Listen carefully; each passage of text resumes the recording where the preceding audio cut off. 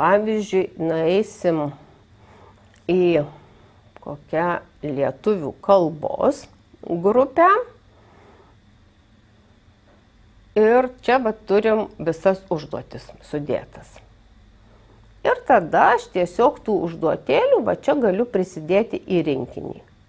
Man rodo ir taškų skaičių, ir lygmenis, ir taip pat viršuje atsiranda tokia lentelės tipo informacija, kur yra visas sąvadas, ką aš susidėjau.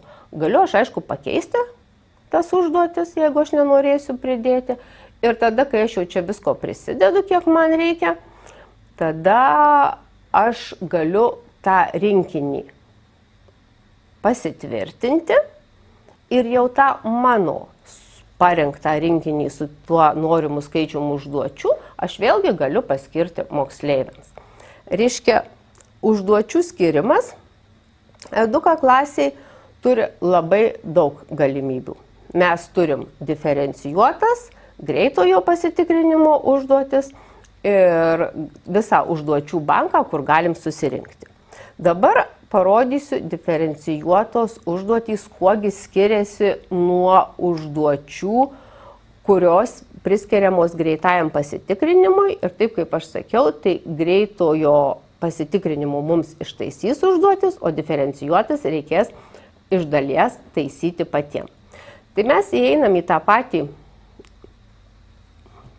langą užduočių paskirimo ir čia yra diferencijuotų tų užduočių, bet irgi 4. Tai kiek aš matau. Atkreipiu dėmesį. Čia, kadangi jau diferencijuotos, mes matom slenkstinį lygmenį, patenkinamą pagrindinį ir aukštesnį lygmenį.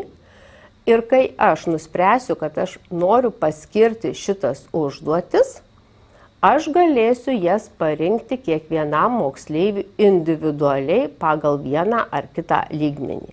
Ir vėlgi, tai yra visose klasėse, kur taip bebūtų. Ar vieno dalyko, ar kito dalyko, aš galiu šitaip paimti ir paskirti tas užduotis prisidėjus į rinkinį. Tuoj paskirsim. 3 užduotis. 3, viena bus iš jų ištaisyta automatiškai, reiškia, jinai yra, kai aš pasiėmiau pasirenkamojo atsakymo, testinė, ir tada reikės kitas skaityti ir įvertinti pačiam. Patvirtinam rinkinį ir paskiriam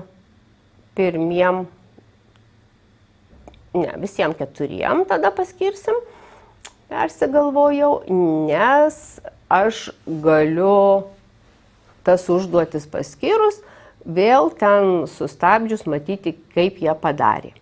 Dabar žiūrėkit, jeigu aš skiriu diferencijuotas užduotis, kurios yra ne visose klasėse, kaip pirmai rodžiau, vienoj ten skaidriai, tai diferencijuotas užduotis, kaip rodžiau, aš galiu skirti kiekvienam moksleiviui kitaip. Tai jeigu pirmam skirsiu slenkstinį lygmenį, tai kitam galiu skirti patenkinamą lygmenį, galbūt aukštesniojo turiu ir galiu keisti po kiekvienos užduoties. Jeigu vieną temą paskiriau vieno lygmenio, tai kitą kartą kitą temą aš galiu skirti kitokio lygmenio. Dabar su diferencijuotų užduočių taisymu, kaip tai atrodo. Dar grįžtu, kur tikrai yra diferencijuotos užduotys. Ir jeigu turiu tokią užduotį, kur moksleivis turi išnagrinėjęs paveiksliuką įrašyti savo šičia atsakymus. Reiškia, aš kai atsidarysiu moksleivio darbą, aš matysiu, kaip jis turėjo pasirinkti kokius atsakymus ir jeigu atviro klausimo buvo užduotis, visada rasim dar pastabėlę, kad galimi ir kiti logiški atsakymai. Ką tai mums duoda? Reiškia, mes mokytojas galime įvertinti moksleivį ir ne taip, kaip parašyta instrukcijoje, jeigu atsakymas yra teisingas ir jis kitaip suformulavo. Vėl kada šitas labai gerai, kad galima pačiam skirti taškus. Mes turime moksleivių su specialiais ugdymosi poreikiais. Kai kada jie painioja raideles ar ten žodį ir žinant tą dalyką, eduką, jeigu automatiškai vertintų, ko gero būtų sunku įvertinti. Žinant mokytojas individualius mokinio poreikius ir gebėjimus, tikrai gali vienaip ar kitaip į tai atsižvelgti. Ir suvertinti reikia visą užduotį ir kai pabaigiame ją vertinti tą užduotį, tada tiesiog